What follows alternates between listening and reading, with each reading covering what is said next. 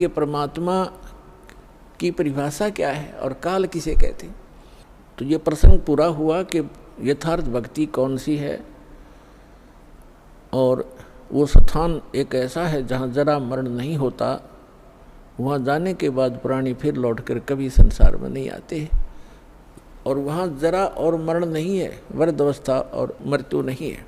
और यहाँ दोनों डेफिनेट है, मृत्यु भी है और वृद्ध अवस्था भी है।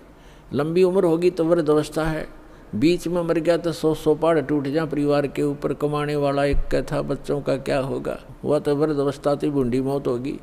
कहने का भाव ये है, जब तक हम परमेश्वर की शरण में नहीं आते तब तक हम काल की रेंज में रहते हैं, और जब हम कबीर भगवान की शरण में आ जाते हैं हम काल की रीत से बाहर हो जाते हैं। फिर उसका विधान हम पर लागू नहीं रहता, हम परमेश्वर की शरण में आ जाते हैं। और समर्थ की शरण में जो आ जाता है उसको फिर बाहर का व्यक्ति दुखी नहीं कर सकता। उसको स्वयं पता होता है कि इस आदमी के इस शरणागत को छेड़ दिया तो ये तेरा बक्कल उतार देगा। तो इसी प्रकार हम समर्थ की शरण में आ गए हैं।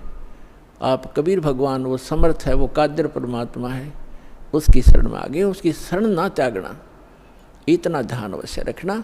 छोटा मोटा कष्ट भी आपको होता है नाम लेने के बाद, तो ऐसे समझना जैसे एक बिल्ली बच्चे उत्पन्न करती है और 2-4 दिन के बाद उन बच्चों को दूसरे घर में ले जाती है, क्योंकि वहाँ वो ये देखती है कि कहीं तेरे बच्चों को यहाँ खतरा ना हो जा। और इस बात से उसके बच्चे भी परिचित होते हैं कि हम अपनी माँ के संरक्षण में हैं, और वो उनको ज़बान अपने मुख से पकड़ती है। उसके तीखे दांत होते हैं बिल्ली के, तीखे, और उनको पकड़ती है।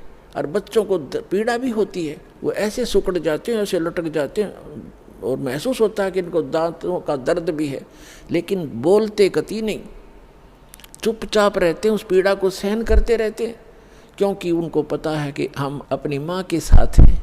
ये थोड़ा बहुत कष्ट भी है तो हमारा जीवन रक्षक है, रक्षा हो रही है। तो उसको उठाकर वो दूसरे सुरक्षित स्थान पर अन्य मकान में ले जाती है, सबको बारी बारी वहाँ पहुँचा देती है।